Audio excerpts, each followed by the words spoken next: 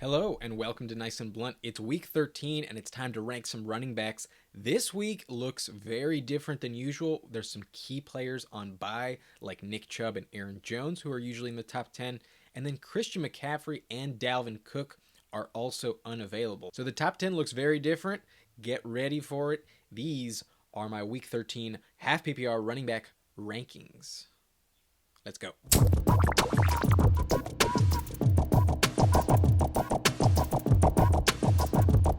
At number 1, it should not be a surprise. It's Jonathan Taylor, who had a decreased workload last week, but has clearly been the number 1 running back this season since Derrick Henry went down. And this game is going to be great because he faces the Texans defense, who are the second worst against the run. So without a doubt, Jonathan Taylor is the number 1 play. At number 2, I almost wanted to put him at number 1, but I can't do that to Jonathan Taylor. It's Joe Mixon versus the Chargers. And this is actually the best matchup for opposing running backs. The Chargers rank dead last against the run, and they give up a ton of rushing touchdowns. So you know Joe Mixon is trustworthy this week. He will go off likely for another 30 points. Joe Mixon is not a fluke. In the last 8 games, he has scored at least 1 touchdown in each of those 8 games. But when you look at the last 4 games, he's scored at least 2 touchdowns in each of those 4 games. He is on a tear, scoring 13 touchdowns in 11 games total.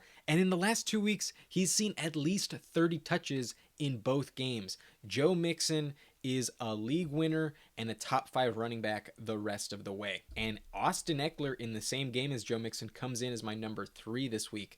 Austin Eckler has a big role in the passing game. I think this has shootout potential, and Austin Eckler scored 4 touchdowns 2 weeks ago. It could very easily happen again, but maybe temper your expectations. I don't know if 4 touchdowns is a guarantee. At number 4, it's Alexander Mattison at Detroit, and Dalvin Cook is also out. He is going to miss at least 2 games. Alexander Mattison has filled in very well for Dalvin Cook in the 2 games that he has missed this season. As the starter, Mattison has seen 32 touches in both of his starts this season, and one of those actually came against the Detroit Lions. In week 5, Mattison had 32 touches, 153 total yards, caught 7 receptions, all 7 of his targets, and also scored a touchdown. He could very easily score 30 as well, and he is definitely a top 5 running back with this job all to himself. At number 5 is Antonio Gibson at Las Vegas. I had Antonio Gibson as a must start this week, and even though he didn't score a touchdown, he had 36 touches on Monday, also caught all 7 of his targets, and had a dominant performance. This week he gets a good matchup against Las Vegas yet again. They rank 8th in the NFL against defending the run, and the workload is not going to come down very much. J.D. McKissick was injured in last game and was carted off the field, so he won't be available this week, and Antonio Gibson is going to be leaned on for the rest of the season. He is a top 10 running back the rest of the way. At number 6, a player who went off for 4 touchdowns last week, Leonard Fournette, who gets another good matchup against the Falcons. The Falcons rank 10th in the NFL at defending the run, and Leonard Fournette will have another big workload. I don't know if you can bank on 4 touchdowns. I don't think that's likely to repeat. I think the passing game is going to get going once again, especially with Antonio Brown back. But Leonard Fournette is used a lot and is the key at moving the chains for Tampa Bay. So I trust his workload, and he has a ton of upside every single week. He's looking like a top 12 running back the rest of the season. At number 7, I got James Conner at Chicago, a player who is seeing 20 plus touches in the games that he started with Chase Edmonds out, and this matchup is pretty average against Chicago. It's definitely not a downgrade. So James Conner is a reliable top 10 play. DeAndre Swift is going to be out this week. At least that's how it's looking. And same goes for Nick Chubb, but he's on bye, so there's no chance he'll suit up. That's why I got Elijah Mitchell here at number 8. Another player who's going to see 20 plus touches, and he has a very good matchup against the Seahawks, who just gave up 100 plus yards to Antonio Gibson last week. The Seahawks rank 9th in the NFL at defending the run, and Elijah Mitchell is very trustworthy. I love his upside in this Kyle Shanahan run scheme. At number 9 is Darrell Henderson versus Jacksonville at home, and I think that the Rams could easily put up 40 points in a statement game. They're coming off 3 straight losses, and you know Sean McVay is upset about it. All of the touchdowns could go through the air, so that's the only risk. But against Jacksonville, he could score multiple touchdowns as well, so I trust his floor. He's probably going to see 18 to 20 touches as well. And Darrell Henderson is going to have himself a game in week 13. At number 10 is Alvin Kamara versus Dallas. And even though I wanted to rank him even lower than this, I just can't do it. I don't think I can go any lower than number 10. I still respect Alvin Kamara that much. However, there's a lot of red flags surrounding Alvin Kamara, and at the moment, it's still not 100% guaranteed that he suits up. He's been practicing in a limited fashion both days this week, so it looks like he's going to suit up on Thursday. Alvin Kamara, though, is dealing with that knee injury, and I don't know that he's going to be 100%. Mark Ingram is definitely going to play in this one, and he's going to see some touches too. But my biggest concern is the quarterback. Taysom Hill is taking over first team reps, and he is going to vulture those goal line carries and really cap the upside for Alvin Kamara. In the 4 games last season, when Taysom Hill was the quarterback, Alvin Kamara's stats really came down, and at least for those first 2 games, everyone was really starting to panic.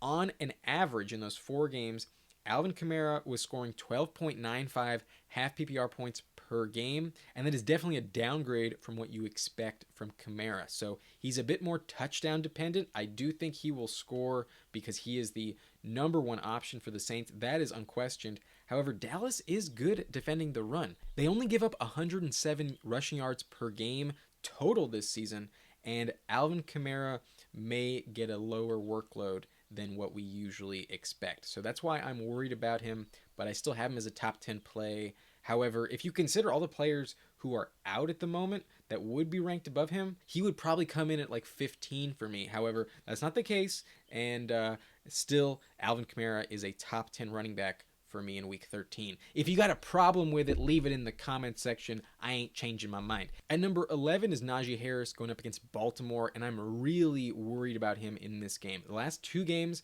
his volume has been coming down heavily, and those targets are definitely starting to slip away. That is the key. It's not really like you're counting on Najee Harris in the run game. He's only averaged 3.6 yards per carry the entire season, and the Pittsburgh Steelers have a bad offensive line. So you count on the volume and the touchdowns for Najee Harris, but lately that just hasn't been paying off. And against Baltimore, I don't think it's going to be there either. They were stout as fuck against the Browns last week. Nick Chubb ran the ball for 2 yards a carry, and I don't think that Najee Harris is going to be effective against the Ravens. This could be a game where the Ravens hold the Steelers to less than 10 points, and I think it's more likely that they score through the air than on the ground. I really don't like Najee Harris this week, but you still got to trust the floor. There were 5 straight games before this bad 2-week stretch where he saw more than 20 rush attempts, and at some point that will go back in his favor, but I just don't think it's going to happen this week. I think it's going to be one more game where Najee Harris has a low floor. At number 12, though, is Jamal Williams, who I think has a very high ceiling versus Minnesota. I kind of wanted to rank him in my top 10, but I just couldn't do it. Even though he gets a great matchup, the Vikings rank 3rd in the NFL against defending the run, and Elijah Mitchell really tore him up last week. DeAndre Swift is dealing with that shoulder injury, and it's very unlikely that he is ready for this game, so that's why I think Jamal Williams will be the starter and get 20-plus touches. However, the touchdown may or may not be there, and that's why I think Jamal Williams is a little bit more risky. It's a division matchup, and the Lions could very easily struggle, especially without their best player, DeAndre Swift. At number 13, I got Tony Pollard at New Orleans, and I definitely am buying into the reports that Tony Pollard is going to be leaned on as they try to give Zeke some rest as they prep for the playoffs. Tony Pollard looks like the best running back, and coming into the season, I was very concerned that he was going to eat into Zeke's workload, and at this point, after last week's game on Thanksgiving, he, without a doubt, looks like the best player in this backfield. Zeke is just not right at the moment, and they don't want to force too much of a load on him. They want to be healthy for the playoffs, and they're going to lean on Tony Pollard, even in a bad matchup against the Saints. They are the 3rd best run defense, and in terms of fantasy points, they rank number 1 in most formats. So this is not a good matchup. However, I believe that the volume for Tony Pollard is going to be there, and I think the Cowboys are going to win. So I think he gets into the end zone, and I trust the talent with Tony Pollard. At number 14, another player who I'm trusting the talent with, also in a terrible matchup against Tampa Bay, Cordero Patterson came back from injury last week and scored 2 touchdowns in kind of a difficult matchup against the Jaguars. It wasn't that difficult, but still, he usually is more effective in the passing game, and last week he got it done on the ground. So that's what I'm banking on with Cordero Patterson, that he is talented enough to get in the end zone once again. However, he was really held in check in their first matchup against the Buccaneers earlier this season. He barely ran for any yards. However, he did catch 5 passes for about 80 yards and a touchdown, and that was kind of one of the games that really cemented Cordero Patterson's status in fantasy this season. So I still think he offers a decent floor, but I don't think that the ceiling is there, and he's really going to struggle on the ground, but I trust the work in the passing game. If he's healthy, Miles Sanders is a must start this week. He's been running at a great efficiency rate, over 6 yards per carry in the last 2 games.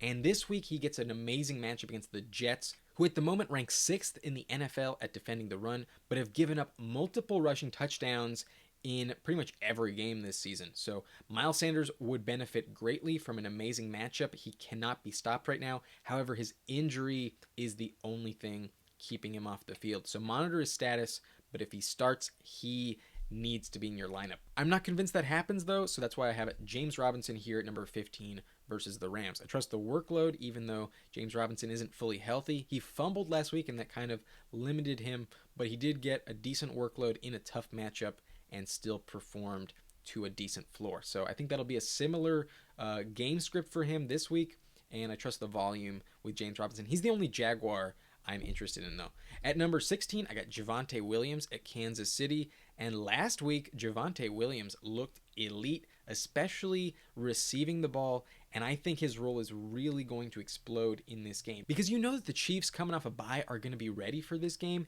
And I think they're going to get to an early lead. And the Broncos are going to have to abandon the run. Last week, I did some math and discovered that in their wins this season, the Broncos average over 32 rush attempts, and in their losses, only 18. So by the second half, they are not going to run the ball very much, and they're going to need to catch up. Javonte Williams is the pass catcher, and last week he looked unstoppable. I think he's really going to pop the second half of the season. His schedule is great, by the way, so if there's a chance you can get your hands on him at this point, if it's not too late, go after Javonte Williams. At number 17, I got CEH versus Denver in the same game.